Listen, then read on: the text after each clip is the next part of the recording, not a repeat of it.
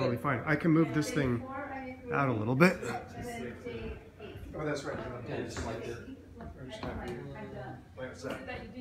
Okay, that's all good. Good? Oh, okay. Like, no. Go check it out. Yeah, see how you all do it. Yeah. Your head's cut off a little bit, but let me see if I can. There we go. Okay, so we're good That's here. good, yeah. And we're also good about here. Yeah, Chef, we're live now. Chef AJ, can you see us? Hello? Let's see if she comments. Perfect. Okay. Good. All right. We already got 2 people. Yeah. 2 people? 2 people watching. Oh, Chef we're doing AJ. live. Yeah, we're doing. Oh my goodness. All right, I'm gonna go bring everybody in. All right. All right, guys, it's Dr. Nathan from Fast and Escape. We are here with Dr. Doug Lisle. He's going to do a live show for us, a live talk.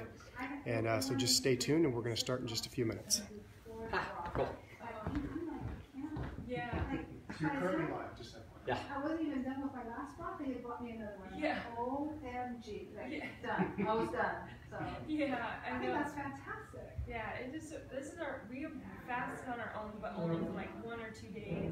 That was usually out of desperation. Like we get sick with the flu, so we fast for a couple of days, or we had like some skin issues, like my face was getting like a weird rash and my lips would swell up, so then I fast for a couple of days until it go away. Like, but never anything this long. Well, you guys are fantastic. Oh, thanks. Keep it up. Thanks. Oh, sorry. Oh, sorry. What are you gonna? Oh, I don't know. Where? Guess I'll just sit on the couch. Yeah. Yeah, just pick anywhere. Anywhere you'd like. Whoa, I've never seen one of these. Yeah, they are. It's not for people with Volvos, I hear. Apparently not. Ah. Oh, here we go again. Oh, that's right. I remember that. That's right. Perfect. All right, we got everybody? Oh, 2 more people. Got it. Oh, that's right. That's what I was gonna do.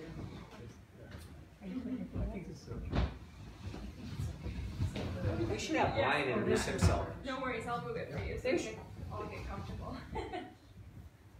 And I'm on day 13 of our water fast, so that's why we're huddled over here. So Because we have terrible, Yes. we have It is terrible watching. breath, and I haven't got to shave Brian, my hair for Put that cookie down and get up here and introduce yourself.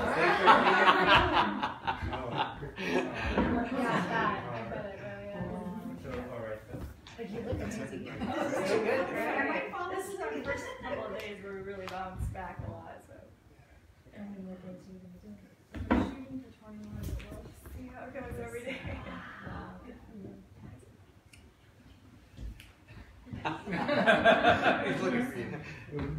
Yeah. Well, bring Brian up for a second too. Yeah, Brian, come on up. We're already live. So. Yes, we're already live.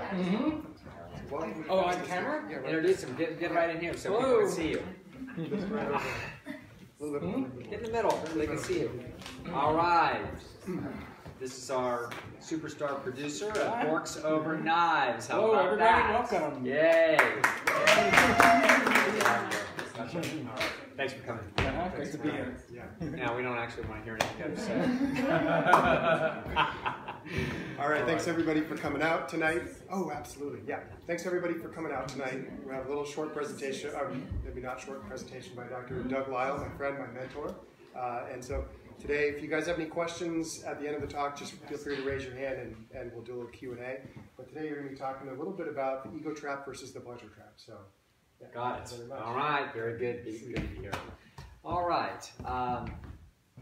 There's a sort of a long-standing debate over the last, I don't know, 10 or 20 years that I've been talking to people like John McDougall and certainly my good friend Alan Goldhammer and Jeff Novick and all kinds of folks, Chef AJ.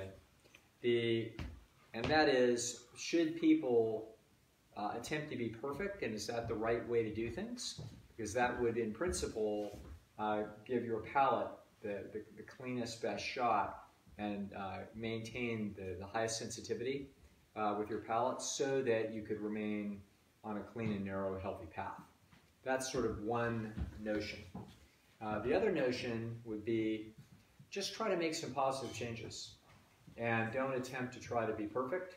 Just essentially don't set the bar too high. Just try to morph your way one wave at a time towards a healthier lifestyle. So this is sort of two different ways of looking at things. We'll talk a little bit about the sort of the merits of both philosophies, and then we'll also talk about some problems that will arise when it is that we're not paying enough attention to either direction.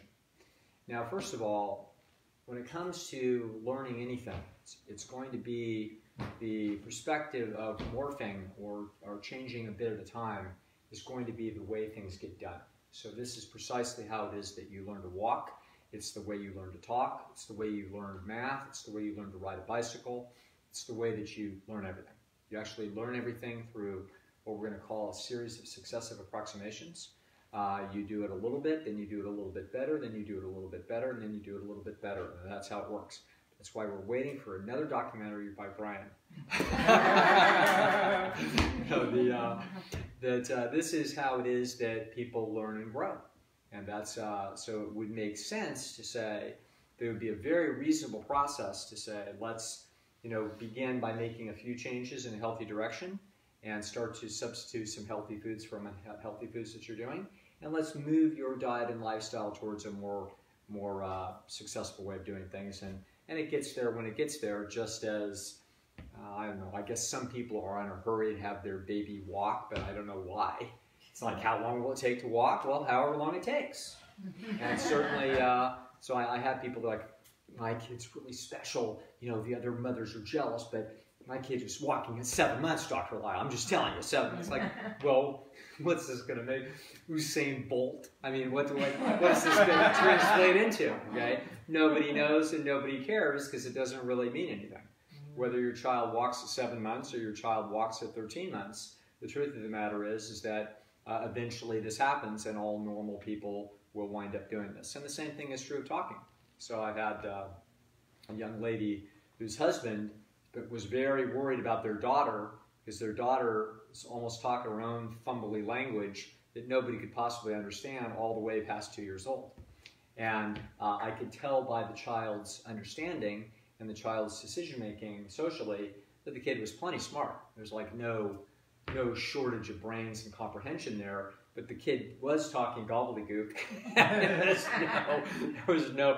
With a great deal of interesting and appropriate inflections of voice that would go along with what she was seemingly trying to say. So if she was sort of upset and concerned, she'd act upset and concerned with her gobbledygook. And if she's being real friendly, then her gobbledygook would be friendly petting the cat. So in this way, I was completely confident that whatever was going on inside that kid's head was fine.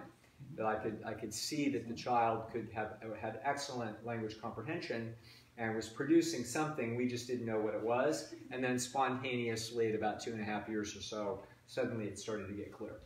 Okay, and now everything was fine, and clearly language function was all on board the whole time.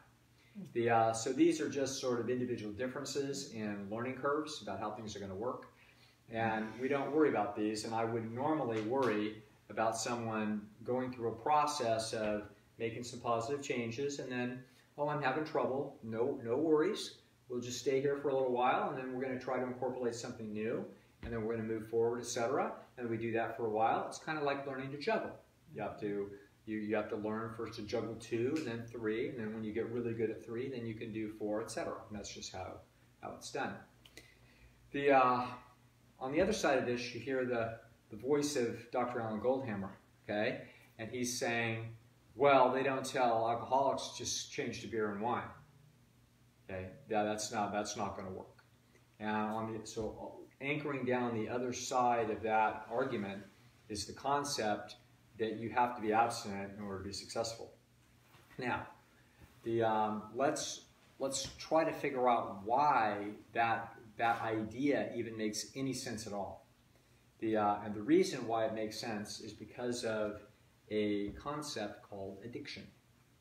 So addiction is the notion that there is some kind of stimulus that is not normal to the organism. It's going to be what we call supernormal. So it's hyperactivating a circuit. And in particular, addiction is going to be particularly potent when it's hyperactivating, for example, either pleasure-seeking or pain avoidance circuits. So there are other circuits that you can addict. So you can have someone addicted to, oh, I don't know, effectively you could have them addicted to Prozac. So they wouldn't know that they're addicted because they wouldn't crave Prozac, but if they went off Prozac, they would start to feel the effects. And the effects could be relatively profound. And then if they got back on the Prozac, then the negative side effects would go away. So the brain is in fact addicted to antidepressant medications and other psychiatric medications as well. But it's not the same kind of addiction as when you have a motive that is being stoked. Motives are being stoked with respect to pleasure-seeking and pain avoidance. So, and those two things are actually exceedingly close.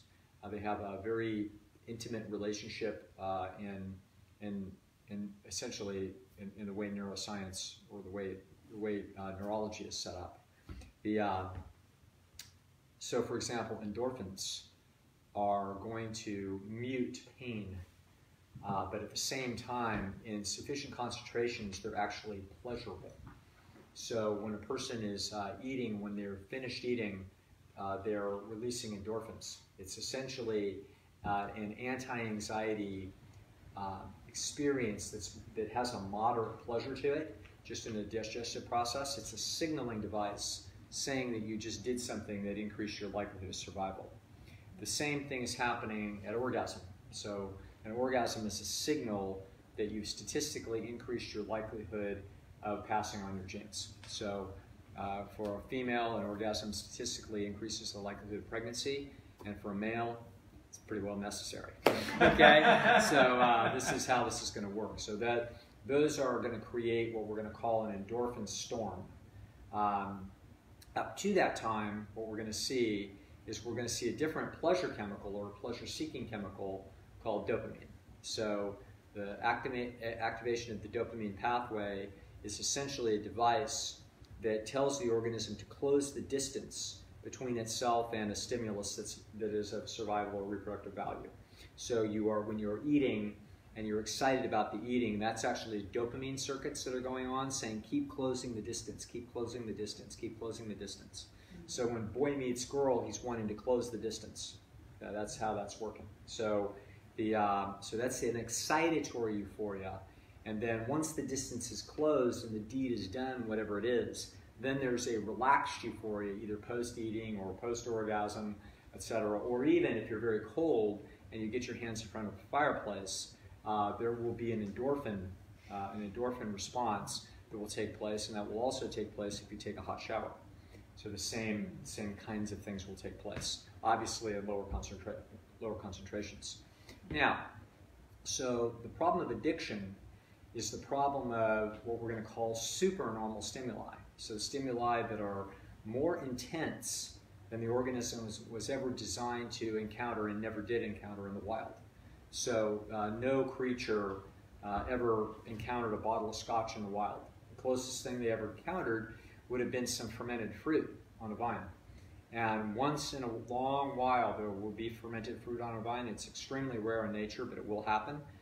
The reason is that almost always in any habitat, all the fruit is cleaned off the vine when it's ripe. Okay, that's essentially, that's how that's going to work. Bugs won't be missing it, and the birds won't be missing it. Neither will the bears. So, but once in a blue moon, that will happen. And so once in a blue moon, you will find some birds will get drunk. It happens. Okay.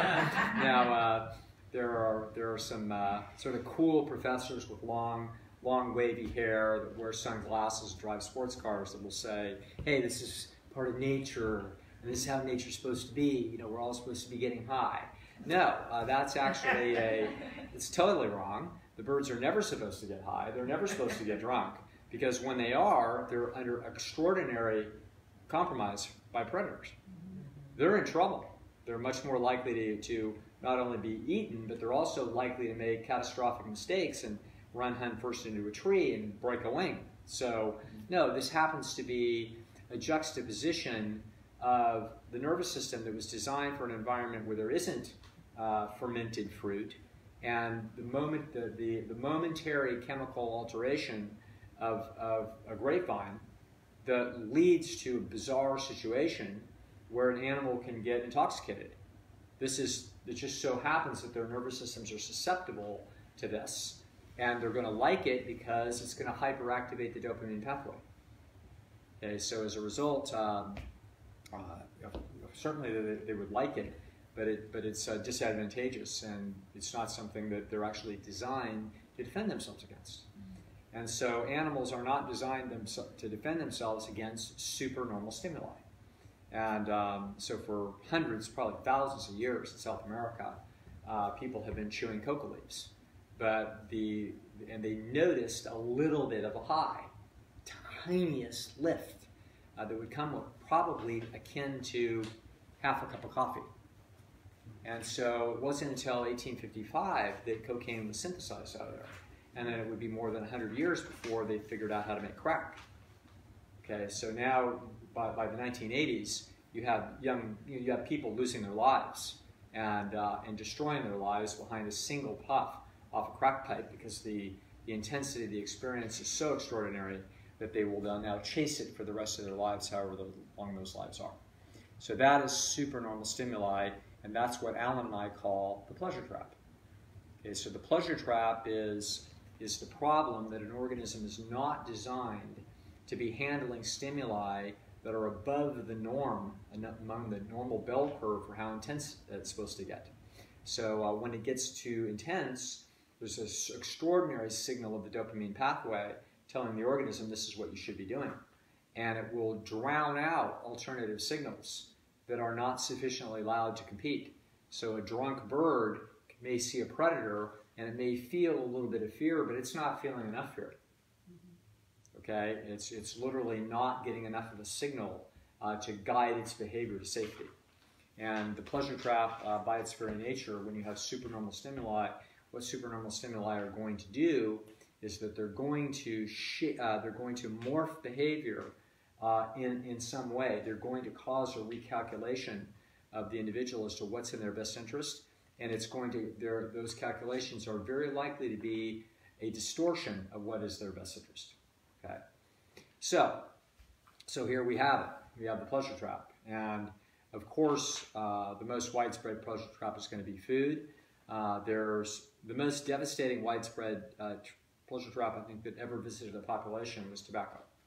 So by mid-century, 20th century America, tobacco was ubiquitous. It's like I think between 40 and 50% of the adult population were habitual smokers in the United States. So you'll hear a lot of statistics about how we keep getting a little bit older and a little bit older, and how cancer rates are dropping or heart disease rates are dropping, and so you'll hear it sometimes if you read the papers with any care, which I occasionally do before I get disgusted, and then just I want a microphone. Brian, you're supposed to. And that is that they'll start patting themselves on the back that it's statin drugs or antihypertensive medications or new procedures for cancer. No, the truth is that smoking rates have dropped. Smoking rates dropped significantly between 1970 and the year 2000. And as a result of very substantial rates of dropping on smoking, as a result, now people are living longer because those diseases are being stoked by a lifetime of cigarette smoking.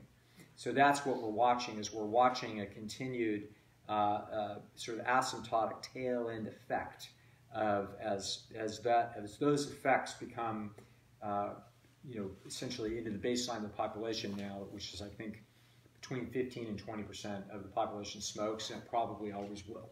Okay, so from here on out, that's probably what we're looking at. But for a while, we're still going to have evidence that medicine is helping, and most of that help is going to actually simply be because the smoking rates, the per capita amount of years that people have smoked is continuing to drop with every year that passes. Okay, and it will for a while.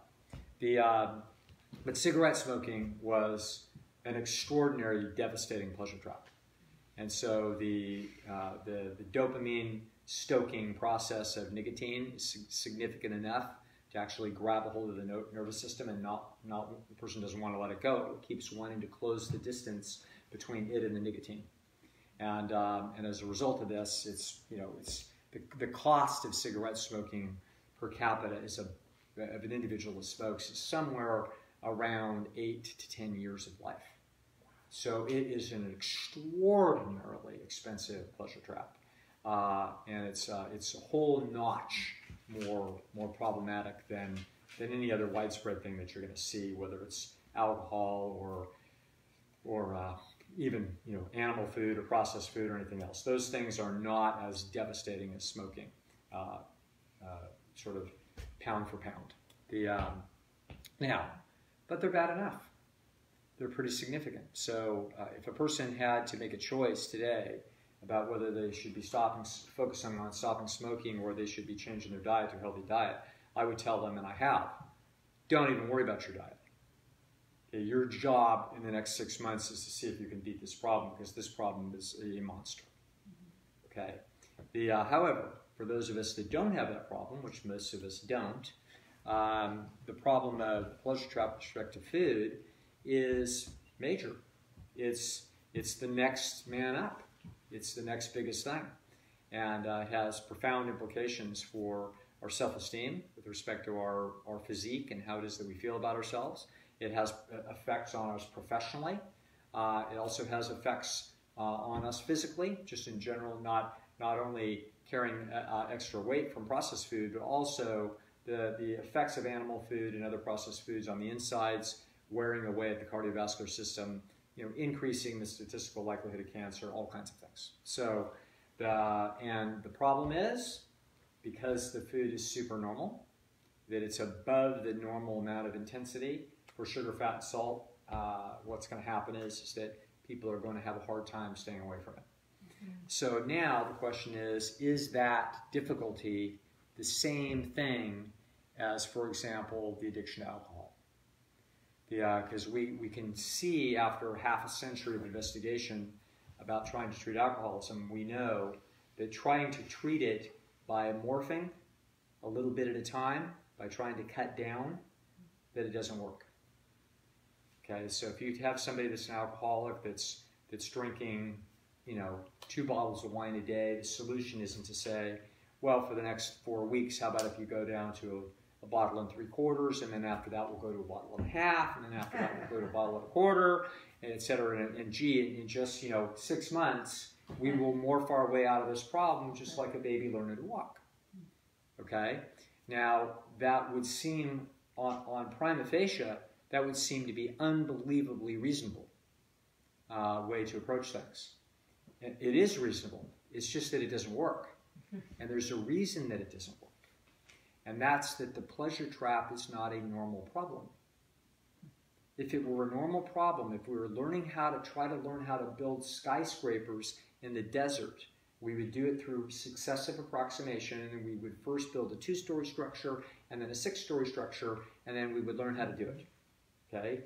No matter what we were trying to learn how to do, we would do it through successive approximations. But when it comes to the pleasure trap for something like alcoholism, we say, you have to go all the way to perfect immediately. That's the way you're going to do it. And if you try to do it any other way, you're loading your own gun. It's not going to work very well. The way to do it is to go all the way to perfect and try to stay there as long as you can. If you fail, then we go right back to trying to be perfect. That is asking an unbelievable thing out of a nervous system. We couldn't ask it out of any other animal. Okay? Only a human could have the possible capacity to leap past a set of successive approximations and reach for the flag immediately and say, I'm going to do this even though it's extremely difficult, that I'm going through withdrawal symptoms, I have tremendous signaling telling me that I should be going back here and indulging in this.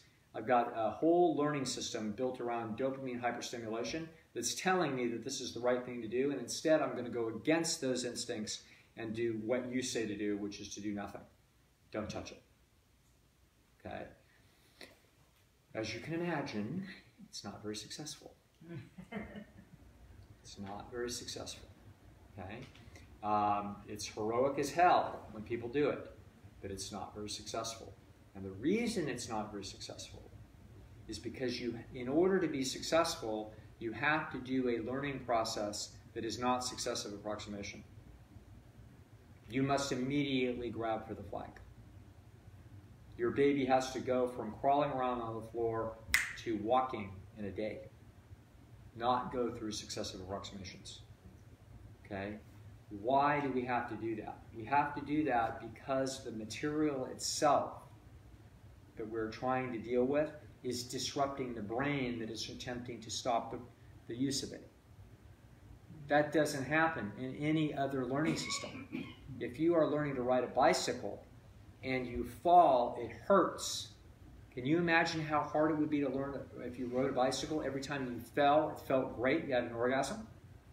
How is it that you would ever learn how to ride the bicycle? Okay? So you can see, oh, this is a very interesting problem. It's like, whoa, this is completely different than any other type of problem that a human ever faces. And it is. So this is why, Alan will look at this and say, you got to go for the flag. That's what you're going to do. And why? Because he's seen many people try to go at successive approximations and fail. Okay?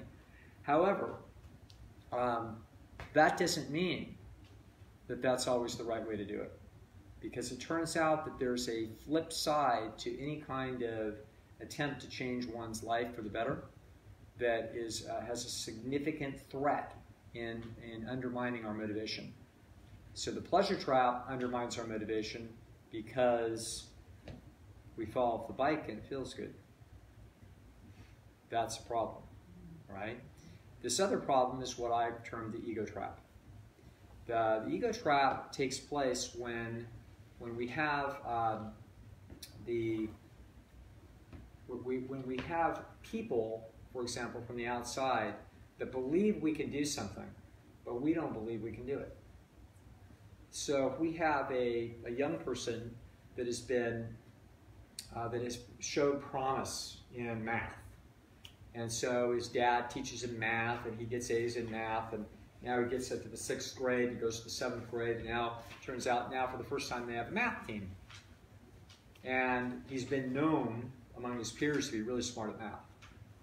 And so he takes a little test for the math team, and he manages to get on the math team. Now he doesn't know, they don't tell people their scores. They just tell you whether you're on the team or you're not on the team.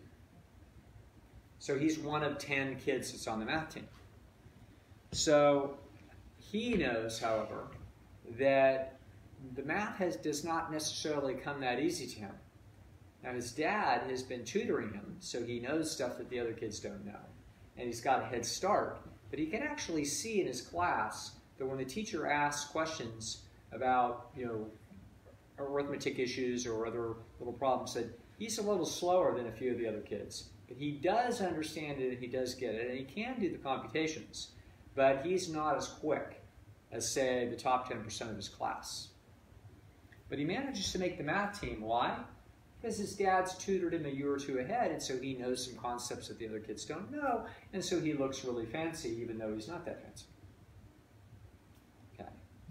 So now he's going to go into a math competition, and he probably doesn't want to do it. And the reason he doesn't want to do it is he's about to get shown up. And so this is about the time when he tells his mom he's sick to his stomach and he can't go to the thing. There's some way that he wants to get out of this. Most of us have been here soon, in one way or the other. So I've talked to people I talked to a lady that in her young life was a fine artist. And I believe she was a painter. And so she was known among her friends to be a painter, and I think she majored in fine arts in college and had a degree. And then got married, I think had kids, I don't remember the whole story, but her husband did well in life. And she was old, which means she was my age. And so in retirement with the kids gone, her husband built her an art studio out of the back of their property. She'd always wanted to paint. And when she came to me, she had that art studio had sat there for 3 years. Never gone out there. Never spent any time out there. Had some materials out there, but had never actually done anything. And the reason is that she felt that she was not going to be able to live up to the expectations of her friends. That whatever it is that she produced, that she didn't have the kind of chops that they thought she had. So what was she doing? She was procrastinating. So procrastination is the hallmark of this problem. There's a couple other reasons you procrastinate. One of them is you're just flat out overwhelmed. You got 57 things on your list and you just keep putting something off because it's just not high enough priority. But when it comes to things that would be important to us, would be important personal goals, if we're procrastinating, the odds are this is the reason. The odds are the reason is that somebody somewhere, alive or dead, gave us the signal that they expected us to achieve at this level, and our intuition is that we may only be able to achieve at this level. When you have this situation between the expectation here and your ability or our intuition is here, then this sets forth a motivational trap.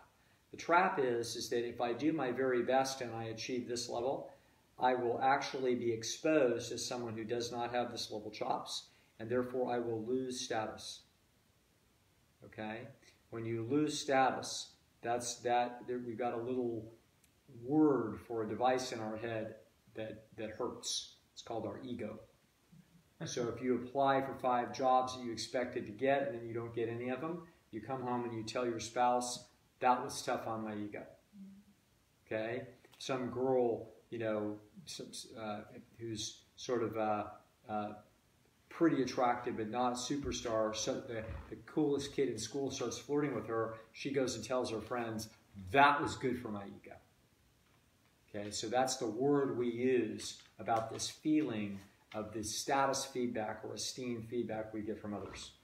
And if we're in a situation where we feel like others believe we should be able to achieve this, but we only think we can achieve that, if we know that's what the situation is, or we've assessed that's what we think the situation is, then it's going to turn out that we are in a procrastination dynamic.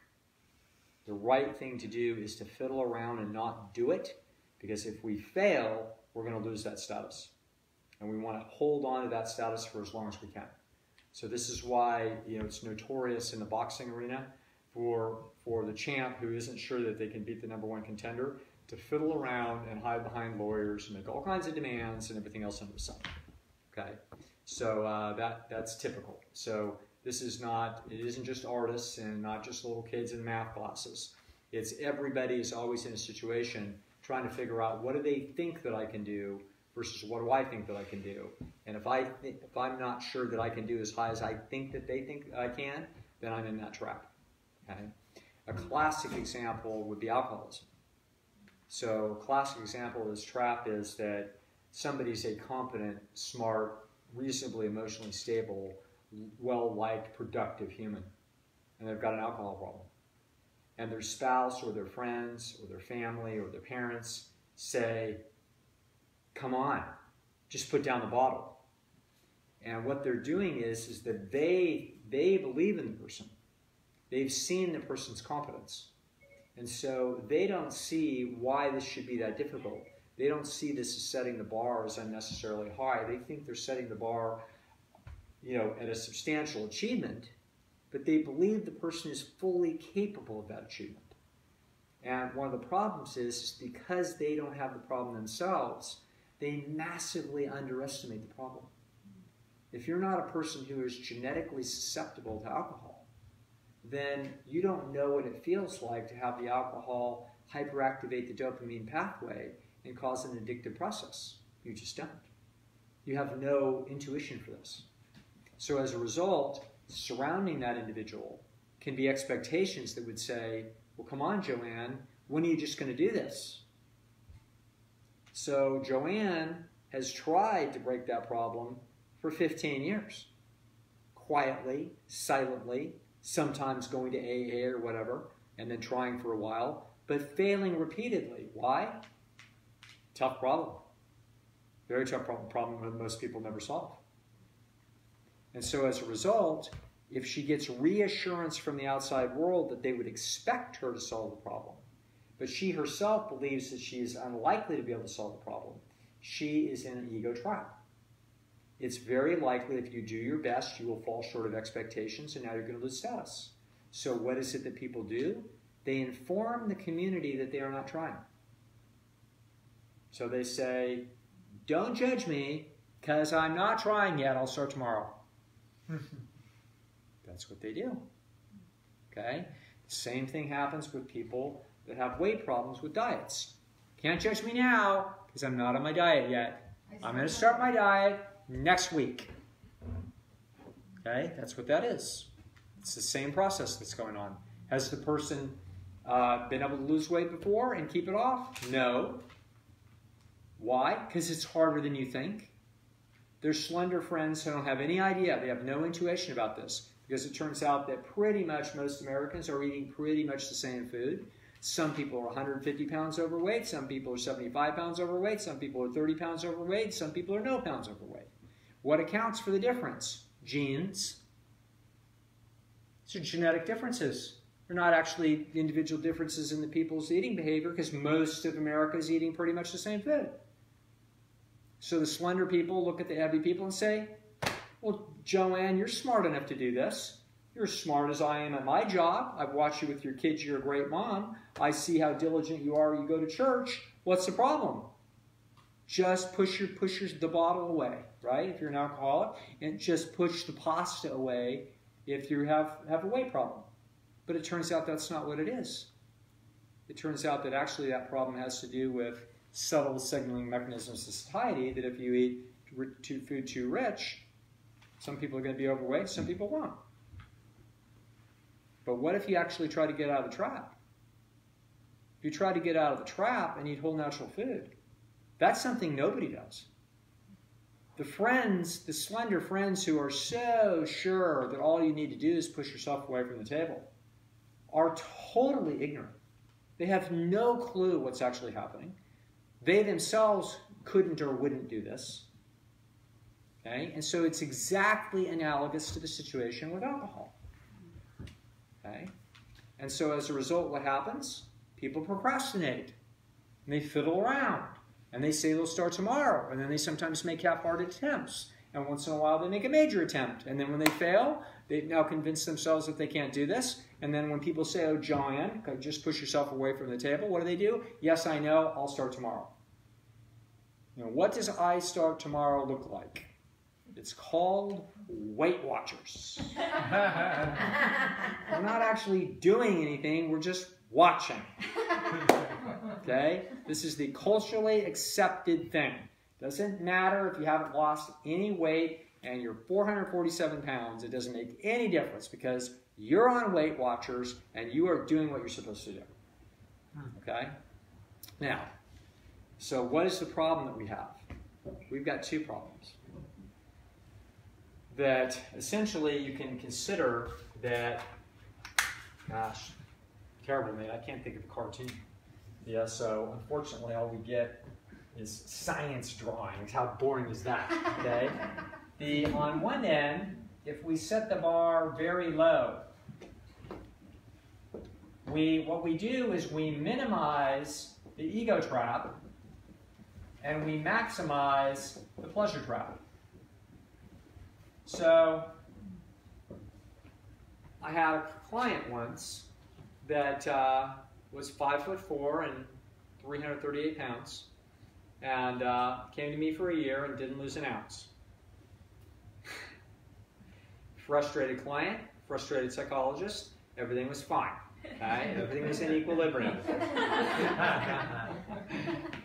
And one day I finally said to her, why don't you just eat something that is natural? How about breakfast? Why don't you just have some oatmeal?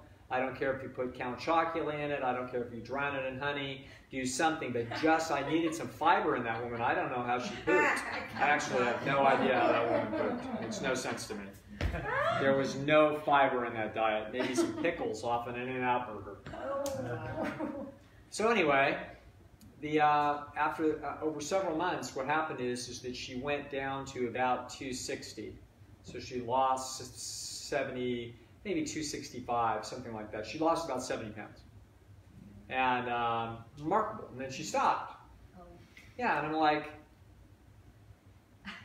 just any chance we could get some corn on the cob in there? Like, just any, no. Would never make another change. And she said, hey, and now I look like all the women in my daughter's like swim club group. I'm fine now. Now I'm not the outlier. I'm fine. That was that. The only change. Why? Pleasure trap. So what did I do? I took it down to where it was so low that I got her out of the ego trap, and she was actually, you know, I'd had the bar way too high. It's like, hey, we got to make some changes. You got to do. Let's try to figure out what you do for breakfast. Let's try to do something halfway decent for lunch, and let's try to get some good things for dinner. Forget it. Never happened. Expectation was way too high. I finally rolled in frustration. I rolled the expectation down as low as I could to make one move. And she did it. It's incredible. Okay? She did it, and that's all she did. Why? Not enough to get her out of the pleasure trap. The pleasure trap kept, you know, just too much adulteration of the palate, wound up essentially keeping the person in that equilibrium. Fair enough. That's as far as we got. Over here, if you set it at perfect, so you come out of true north and you say, okay, that's it. You know, no sugar, no salt, no oil, nothing. All steamed vegetables, fresh fruit, you know. Eat the orange peel, you know, whatever. Okay? Do it perfect, right? So we're not going to be 1 inch out of line. If we do that, what we'll do is we will actually minimize the pleasure trap. So in a few weeks, what's going to happen is that palate will be really sharp, which means that there'll be the minimum amount of sacrifice will be coming because your food will taste very good. Now, the trap has not gone away. It's not zero. So if you stick some seized candy in there, believe me, the system's going to fire up just fine. But it still is a minimum sacrifice. However, that's just part of the problem. There are other parts to the trap other than taste preference processes. For example, energy conservation. This is being perfect is not easy energy-wise. There's a lot of hassle. It's also rough socially. Okay, how is it we're going to deal with all that? So the pleasure trap, as I've defined it in our book, is actually multidimensional. This is just the core of it, which is taste preference mechanisms. If you go all the way to perfect, you actually solve that problem most effectively. But what you also do is you maximize the likelihood of some failure. Okay? In other words, this makes some failure super easy. Almost inevitable, basically. So unless you're some kind of freak, I know a few. Some of you guys know these people. Alan's a freak. Chef AJ's a freak. I can name about 4. Okay? 7 billion people. I think I can name 4. So we know what that means. Okay? So this is not likely. Not very many people will do this indefinitely for their whole lives. They're going to go this direction a little bit. Now, they're not going to go so far that direction that they're going to be all the way down here in the pleasure trap. But they're going to wobble here. And if they wobble here, one problem is if they've set the bar here, now there can be shame and there can be a feeling that you didn't stay up to standard, that somehow the expectation was that this is how you're supposed to do things. If you set the bar that high, then you maximize the likelihood that the ego trap actually gets you, and I will watch this happen. I will watch people that will go away from True North and they'll say, I was perfect for 4 months. And then I went over to my sister's and she had some barbecue chicken, and then it just all went down the drain. And when was that? 3 years ago. It's like, so for 3 years, you just like tossed in a towel and just cried uncle. That's exactly what happened. And they're embarrassed, and they don't even want to come back. They don't want to talk to any of us, and they don't even look at our websites. Okay? They don't want to be reminded of that they fell short, that they were a second-class citizen, and that their incompetence and lack of willpower got exposed. I don't like that. So I don't like any sanctimonious language that sets people up for the ego trap or lets them have any signaling at all that expects that this is what it is that we should be doing. I don't think so, okay? I will actually tell people that one of the wise things that they can do, potentially, is actually plan that they're not going to be perfect. So once a week, one meal, you plan that you're not going to do perfect. Okay? That way you can kind of look forward to it all week. And now you don't feel like, well, am I going to be on my diet now or not? Well, climb in the little steel chute, and then we're going to lock you in for the rest of your life. See you on the other side. Okay? No, that's not what I want people to feel. We have to begin with the end in mind on any project. And the end that we seek is to be healthy and fit. That's the end that we seek. We don't seek to have a special little pyramid put on our head that says that we're a member of a cult who did something that is almost impossible. That's not the point. I don't know, maybe that's somebody's point, but it's not my point. My point is for people to do well. Okay? The question is, could you do something like that? Or is that telling an alcoholic 1 bottle of wine a week? Interesting question, isn't it? Now, this would go to how intense is the food stimuli relative to alcohol?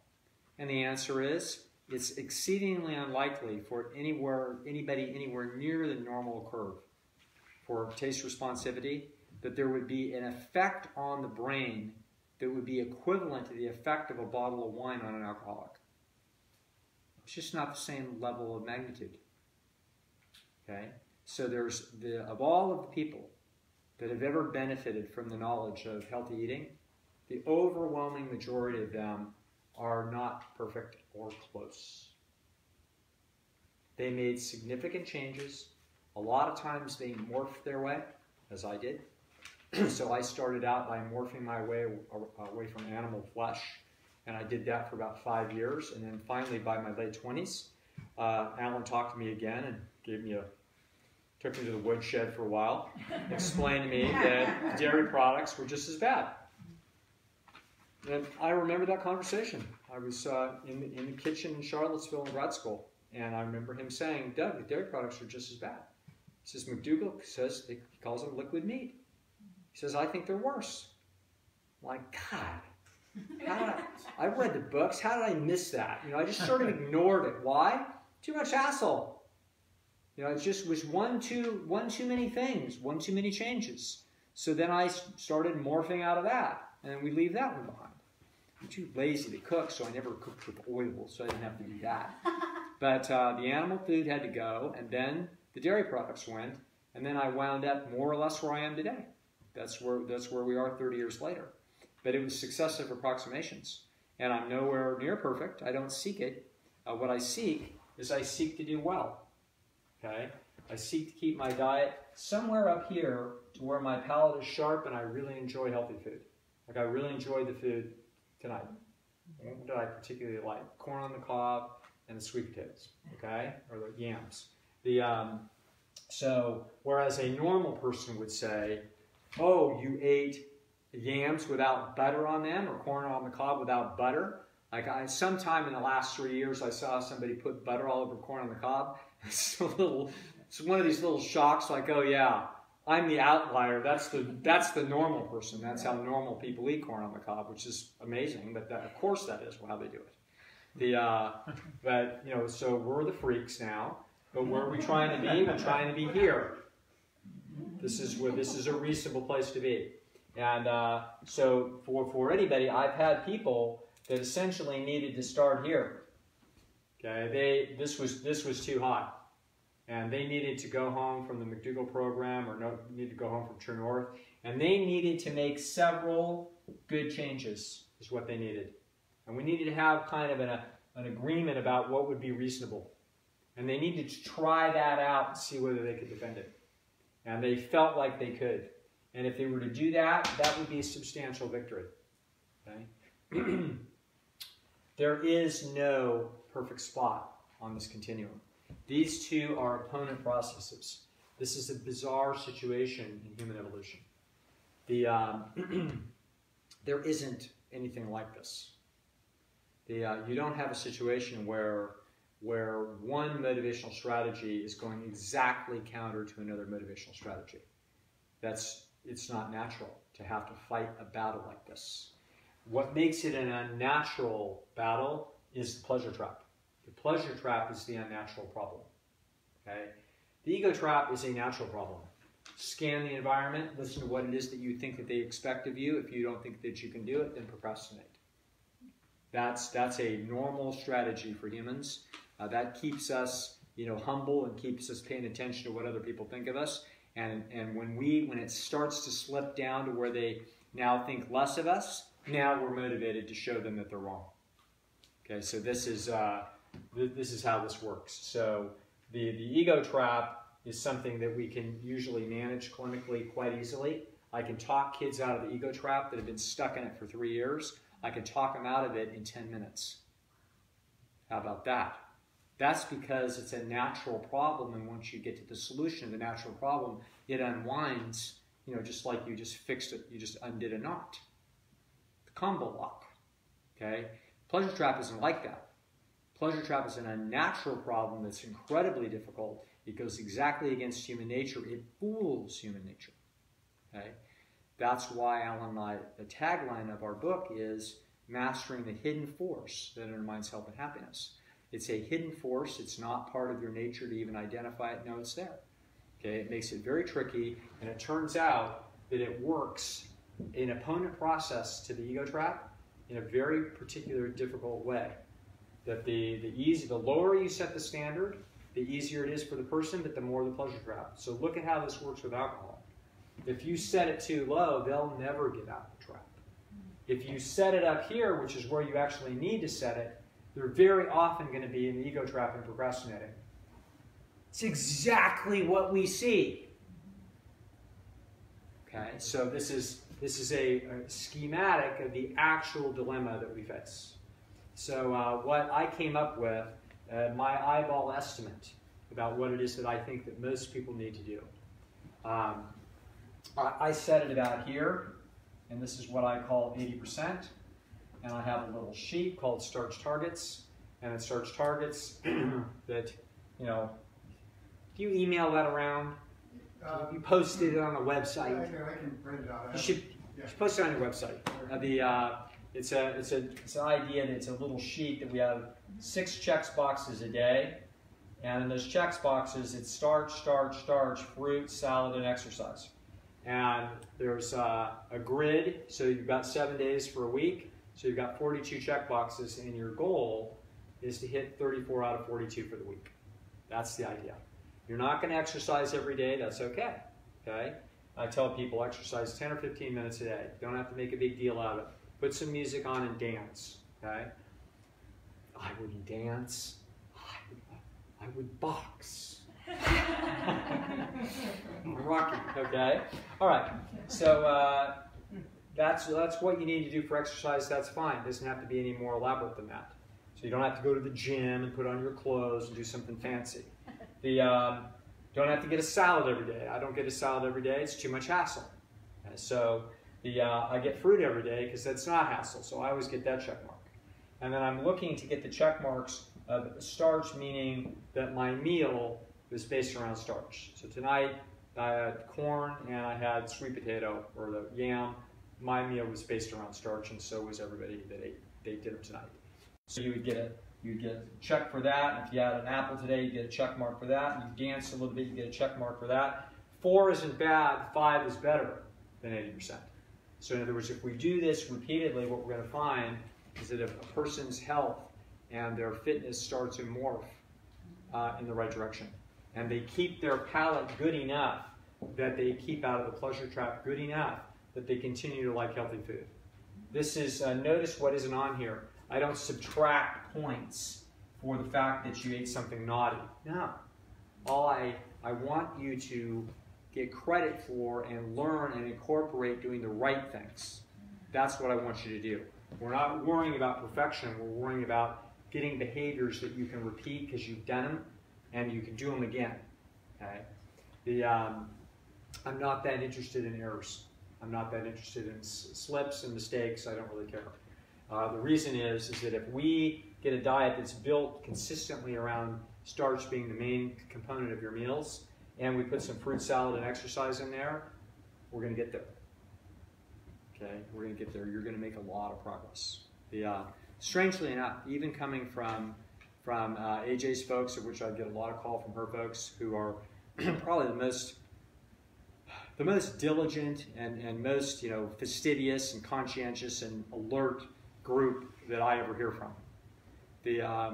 Even those folks, I will hear about what I always consider the #1 mistake in diet and health, and that's starch. I can't believe it that we're still talking about this, I don't know, 10 years after the Starch Solution and after many of us have read multiple McDougall books. The truth is that's the center of the solution. As we push the starches in, rice, beans, and potatoes, and corn, and oats, as we push those in, we are pulling other things out. Okay? If we fear putting these in, we're going to get hungry and we're going to eat richer food. That's what's going to happen. We're either going to get dried starches. Starches that I'm referring to are always wet. They're full of water. Baked potatoes, corn on the cob, oatmeal, okay, even pasta is wet. We want the starches to be wet. When they're dry, when it's cookies, crackers, Lara bars, etc., those things are all 1,500 to 2,500 calories a pound. Super rich. These things are always between 300 and 500 calories a pound. They're wet. They're what you were designed to eat, and eat as much as you want and be perfectly healthy. Yes, Shada. Why do you think people are so scared to eat starches? Like, because I know people that are so scared of eating potatoes or rice or beans. Like, I'm going to gain weight. Tremendous bad press. I also think that there's something else that can go on with the starches, and that is that people are sometimes desperate and they've experimented with a lot of things, so they've experimented with keto. And so if they'll do keto, what will happen is they'll take away the starches out of their diet, they'll take away the carbohydrate. What happens is they'll dump a pound of glycogen in their liver, and with it, along with that, will leave 2 pounds of water out of your body. So literally in 48 hours, if you switch from a starch-centered diet to a keto diet, you'll drop 3 pounds just of water and glycogen. And you'll say, well, there's the proof. And then if you go back and you I don't know, you listen to a McDougall webinar and have us yell at you, and then you're like, no, I guess that's not what I should do. So then you go back and you eat yourself some potatoes, rice, or beans, and now 2 or 3 days later, you're 3 pounds heavier because we put the glycogen and the water back in you. So now you're like, no, that doesn't work. So that's a huge, mind game that goes on with this. So I think that's one reason. I think probably that may be the biggest reason that drives all of the continued mysticism around this. No, the truth of the matter is that starches are very, very low calorie density. They're at the low end of the scale for what people would have ever used to survive. And so therefore we can eat them, without any concern at all. You eat them to satiety, and you eat to satiety repeatedly as many times a day as you need to, in whatever eating window you want to eat them in. So it doesn't make any difference. You're an animal that was designed by nature to actually seek out richer foods than the starches, and you often got those, but you don't need them. Okay, we don't need the problems that come with the richer foods than starches. So our ancestors ate a lot of meat and they ate a lot of honey. Those are rich foods. We don't need to eat those foods. And if we avoid those foods, we're generally going to be better off. And if we do those things, well, what that means is that we can eat larger amounts of starches than we're going to need to in order to reach satiety. So, but we sure as heck don't need to fear the starches. The best evidence that we have to date on the average calorie density of what human beings ate in their hunter-gatherer state is 700 calories a pound. Okay, the starches they start at squash at about 300. They go to oatmeal at 325. They go to the potato family at 375. They go to beans at about 400, and they go to rice at about 5.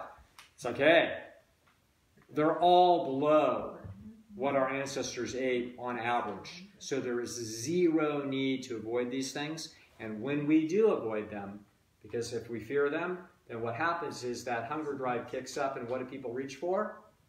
They reach for rich food. That's what they do, and that's where the trouble starts. So that's why what I care about is people getting in the habit of morphing their diet around the starch-centered diet with whatever fruits and vegetables and salad and everything else that they want around that. But that's what I want them to do. And if they'll do that, we are going to move the right direction, and we don't have to be perfect. We just have to be good. Make sense? Okay. Well, any questions? Yes. I have a question. I have a friend who swears that her daughter's body is fine with starches. Yeah. But her own body, she gains weight on starches and can't lose weight no matter what. Right. Why is that? Is there a certain body type? No, she's probably just looking at 3 days. Probably. She's looking at the same 3 days. Okay. So she, what she's not doing, it's exceedingly likely that the following is taking place: that she's not running this experiment month to month. Got it. Okay, so that's what you have to do. Okay. The truth is that people using the scale on a day-to-day basis or even a week-to-week basis are asking to develop what I call superstitious behavior. Right. They wind up believing all kinds of things that have nothing to do with the truth. The truth of the matter is, if you're on a very healthy diet, you are likely to lose maybe 2 ounces a day. That's it. The problem is that 2 ounces of fat a day. That's about what you'll lose. Okay. You are exceedingly likely to be gaining and losing 2 pounds a day. So what's actually happening, the real process, i.e. the losing of 2 ounces a day, is totally obscured by the fireworks show that's going on with all the other variables in your body on weight, most of which is water. Right. But you've got water changing from day to day, you've got fecal matter changing day to day, you've got glycogen stores changing day to day, you've got the amount of urine that you're sitting on. It's like you've got so much variance from day to day, you should not be weighing yourself day to day. You should be weighing yourself 3 times at the beginning of the month and taking the average. Okay, because that's a pretty good out. And then weigh yourself 3 times at the beginning of next month and take an average. If you're 3 pounds lighter, you're really 3 pounds lighter. Okay? If you're really no lighter, you really didn't lose any weight. Okay? If you're 2 pounds heavier, you're probably 2 pounds heavier. Okay? Which means you didn't eat enough starch. That's what that means. Okay. Yes. So if you're an alcoholic, Yes. there are certain foods. I'm a recovering alcoholic. There are certain foods that are trigger foods. Yes. So even though that one day a week that I can Right. have that food, Right. there's some things that I know that Sure. the next day I'll want that food again. No question. So this Right. is, everybody has to look at their own nervous system and sniff out their own little inner alcoholic around food. Okay, so there may be foods that are not a good idea for some people to get into because they'll spin them into a mess. Usually that's not going to be the case, but oftentimes people do have something. So we need to set reasonable boundary around those things. Yeah, Okay. that's a good question. And then also with the procrastination and the people that are in our lives that have this, idea that you just can stop and Right. all that stuff. Yes. Aren't we lower? Like, is there? Because I always feel like I feel so beaten up. Like Yes. I know I can't reach that. Right. And underneath it, it's like I still feel lower. I don't ever feel like, are they just paying attention to me more? Is that why you say it's up?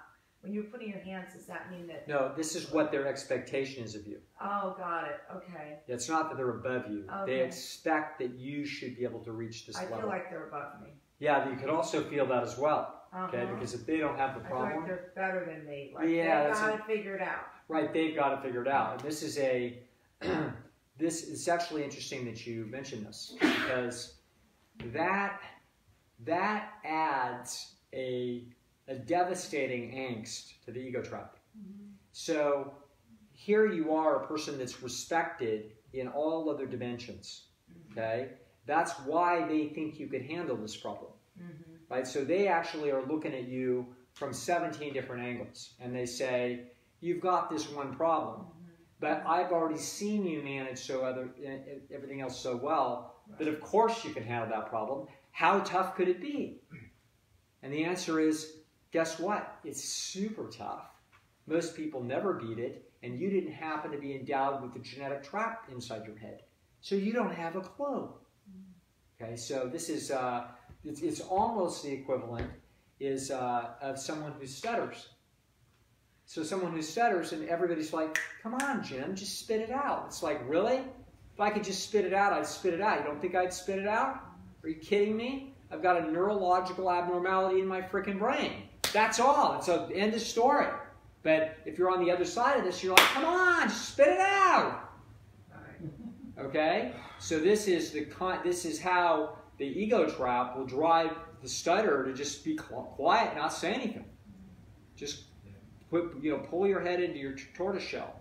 And the same thing will happen whenever, whether it's with drug and alcohol addiction or whether it's weight management and diets. This will cause people, or whether it's art students or some kid that's supposed to be a genius and he's supposed to go to the Ivy League, and watch him crash his GPA. Watch him find a way to undermine his own success because he's feeling the crushing burden of the ego trap. So that's why whenever I hear sounds that smell like the ego trap, I want to speak up. Okay? That's why, Alan can't help himself. This is where he wants to put the bar. I understand that. He's seen people fail because they didn't put the bar high enough. And so have I. Okay? But I've seen an awful lot of people fail because when they went to here for a weekend, then they said, oh, wow, I don't have what it takes and I can't do this and I just can't do this thing, so the hell with it. Right. I have seen that 400 times in my career. And I know that if they did a good job for a period of time, they can do a pretty good job indefinitely. Okay, if they were perfect for 4 months, I know they can be 90% of perfect for the rest of their life. I know that that is exceedingly likely to be the case because this isn't the same as alcohol or heroin. Okay, it's a muted version. It's more like coffee. It's about the same level of coffee. Can people get off coffee and stay off coffee indefinitely? Yes. If they go back and have a cup of coffee, are they addicted for the rest of their life? No. They just got a little challenge. Okay? And there are absolutely people that can have a cup of coffee now and then and not have it, all over the place of their life. So it's about at that level. It's enough that it needs to be respected. It's not trivial, but it also doesn't need to be feared. And that's what I'm trying to have people feel. Don't fear this thing. Don't be intimidated by it. Respect it. And that's how we want to look at the problem. Okay? Yes? It's kind of hard to say, but the 80%, let's say you shoot for the 80% mark at first, right? Yes. Now, what type of health problems will you have, if you go all the way down to 0, you're going to have health problems, obviously. Yeah. But if you shoot for 80%, yes. Have you seen people, what does that cut out? What's the difference between this and this? Yes. Almost nothing. Almost nothing. No. It turns out that you're within the thresholds for essentially all bodily systems. Yes. Thank you. It's so good to have people live asking questions because there's all these questions that I don't think of to ask, that I don't think of to answer. Absolutely. Okay. In nature and in biology, there's things called thresholds. So, for example, how much sun should you need? Well, optimal, Doug. It turns out that since you're in Southern California, just this thing, it turns out that 17 minutes and 42 seconds. Really? Well, what if I get 10 minutes today? Answer, it's functionally equivalent. Okay? So if you are here, it's functionally equivalent. It would be, in principle, what would be the optimal amount for you to be walking tomorrow, right, in the next year? Oh, 1.3 miles. Well, what if we do half a mile? What then? Answer, pretty close. You get 95% of the benefit, you see? And so this is the notion here. So we want to be good enough that we stay within the thresholds of the body's ability to deal with it. And that's what this is. This will keep people out of heart disease. This will get almost all of the influence of anti-cancer potency that we have with a vegan diet, which is modest. It's not huge. The biggest thing that a vegan diet can do is that it can essentially rule out cardiovascular disease, which is the biggest one. It's also that, along with that, obviously, is going to be strokes. And along with that's going to be type 2 diabetes and get your feet cut off. and also you're going to be fit and you're going to feel good and you're going to be highly functional. So there's a tremendous amount of good here. The difference between here and here is the difference between Alan and I staring each other down to figure out who's going to die first. we'll worry about that one later. Okay. Where do you get that list of the, is there really a list of Yes. the 7? Nathan will get to you. Okay, cool. Yes. Nathan will get to you. Yes. Yeah, John. The exercise paradox you referred to previously, whereby those hunters in Tanzania running 15 miles a day. Yes. They use about the same amount of energy as an office worker in the West, maybe walking half a mile a day. Yes. And so the idea being then is that people are taking surplus energy from other systems, including supporting immune systems. Yes. To support the extra walking. Yes. It just seems counterintuitive that there's so much extra surplus energy yes. to be taken from all those other systems right. to support them, the idea of moving. The other thing I'm going to ask is, there's been put out there that if you have a whole bunch of muscles, yes, your resting metabolic rate is higher, and you're going to burn more calories per day if you're all muscled up. Probably true to some degree. I'm sure it is true. But it's also true you're going to be hungry. So the people are always monkeying around with this, looking for the magic solution to being fit. So they'll say things like, this was the big argument that made Covert Bailey rich. The idea that, getting fit, getting strong, that's the answer, because that's going to burn more calories while you sleep. It's like, well, Covert, did you think of the following?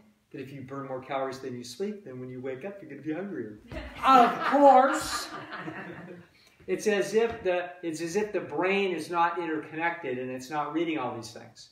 Your hunger drive is a piece of evolutionary wizardry that is looking at all kinds of multiple factors, including what's the temperature in this room, how many times did you go up the stairs, did you step outside, for 5 minutes and get cool. In other words, the hunger drive is responsive to an unbelievably complex array of inputs, including, did you play checkers with your friend that you wanted to beat? Because you would have used your brain that much harder, you would have burned a few more calories.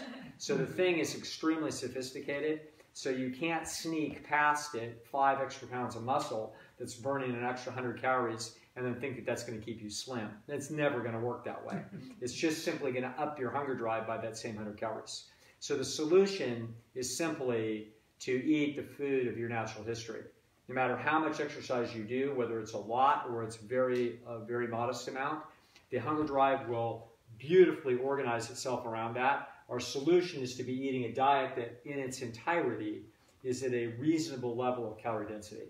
That is actually the solution. It doesn't have to be 500 calories a pound or 600 calories a pound or 472 calories a pound.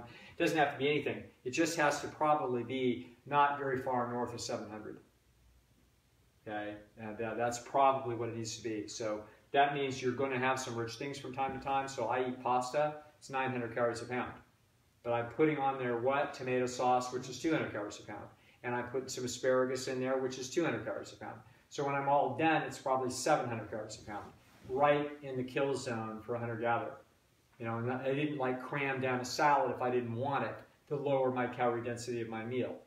Not going to have an ulcer over it. Okay? So the idea is get it pretty good. And if we get it pretty good, we should get essentially all of the health benefits. I would say this, and we'll have people that will come to True North, that will come to Fasting Escape, and once in a while you're going to have somebody that is very ill. Okay? So they've got a kidney that's down to 25% function. At that point, they better eat the way Nathan would tell you to eat. In other words, tighter. Okay? We better go to here or awfully close because we don't have almost any organ capacity to deal with anything outside the lines. Okay? But that's a different issue. So if we've got a known serious pathology, we need to take it all the way here, at least to a point where we get safe. Okay? But otherwise, all things being equal, otherwise, we need to stay within thresholds. That's what we need to do. Okay? All right. One more question. Yes? So when you do eat something that's not perfect on Yeah. the plan, do you think after you fast and you gotten your taste buds a little bit more adjusted, you'll feel full sooner than you would have before, though. Because, you know, like my little sister, she can eat like half as much as me. That's why she's half the size of me. Yeah. And she's full, but I never feel full. So that's what I'm hoping to get from fasting, too. So do you think if I did eat something bad, I would feel full faster? No. Really? This is what's going to happen. What's going to happen is the reason why your sister's half the size is individual genetic differences. The reason why you're carrying extra weight isn't because we've got anything wrong with your satiety mechanism. Nothing wrong with it. Okay, you say, well, I just don't feel full. Well, feeling full is a vague concept. Okay, it's not like, oh, a little thing goes off, says, that's it, I'm full. That's not how it works. It's fluid. Okay? It's like, well, I'm full unless you bring out something really rich, at which point I'm not so full. Okay? All right? So in other words, it's meant to be a fluid concept. So the reason why some people carry extra weight, most people do in the modern environment, is because they're eating a diet that's north of 700 calories a pound. That's why.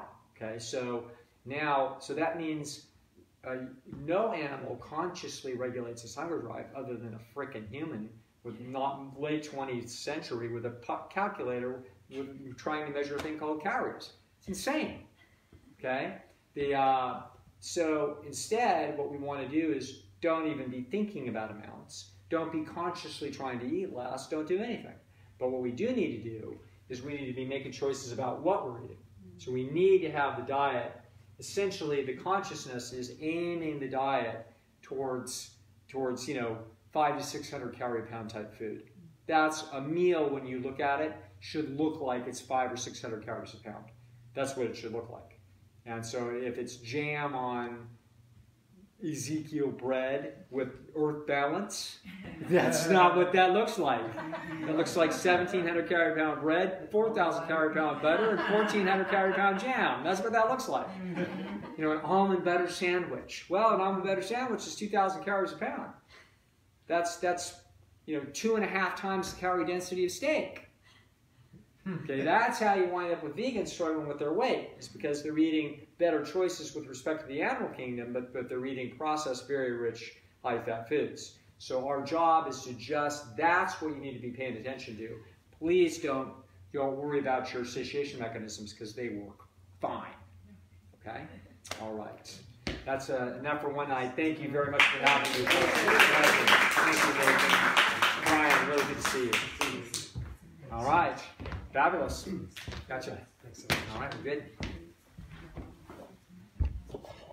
All right. Thank you, everybody, for joining us.